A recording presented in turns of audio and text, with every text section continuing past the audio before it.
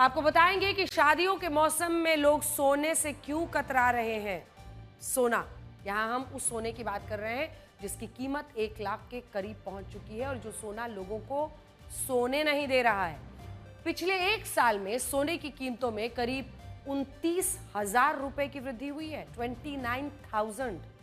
अप्रैल 2024 में 10 ग्राम सोने के दाम 70,500 रुपए थे, जो अब 99,800 रुपए पर पहुंच गए, यानी लखटकिया बनने से सिर्फ 200 रुपए दूर। मुमकिन है सोने के नए आंकड़े आए तो उसकी कीमत 1 लाख से ज्यादा हो चुकी होगी। सोने के दामों की ये चमक किसी के लिए मौका है अगर आप इसमें सेव करते हैं, किसी के लिए मुसीबत अगर आपके घर में शादी है, और शादी सोने के बिना भारत में होती नहीं है। आज लोग समझ नहीं पा रहे हैं कि सोने की कीमतों को किस स्तर पर जाकर रुकेंगी। सबकी यही नजर है। अगर इसमें ठहराव आएगा या नहीं आएगा, वृद्धि क्या इसी तरह से जारी रहेगी। जो लोग इन्वेस्ट करना चाहते हैं, क्या वृद्धि करने का टाइम निकल चुका है या आने वाला है?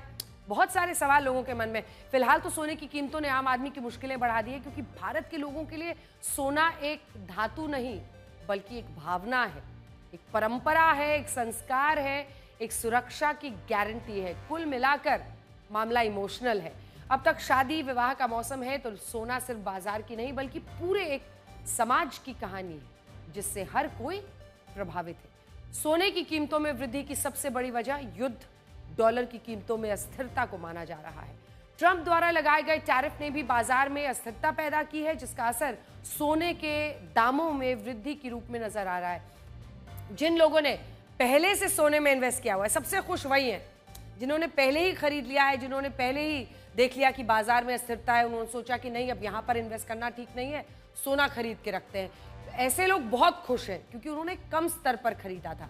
लेकिन जिन लोगों को शादी ब्याह करना है, उनके लिए सोना खरीदना सबसे बड़ा झटका है, क्योंकि उनका गहनों का बजट बहुत ज़्यादा बढ़ चुका है।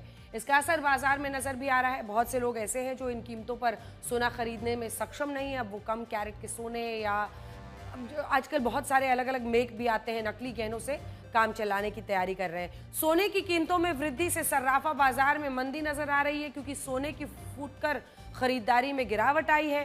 ज्यादातर लोग, अगर आप देखिए, अब नई खरीदारी के बजाय पुराने गहनों को ही एक्सचेंज कर रहे हैं, उसी के बदले कुछ नया ले रहे हैं ताकि जेब पर बहुत ज्यादा अचानक बोझ ना पड़े।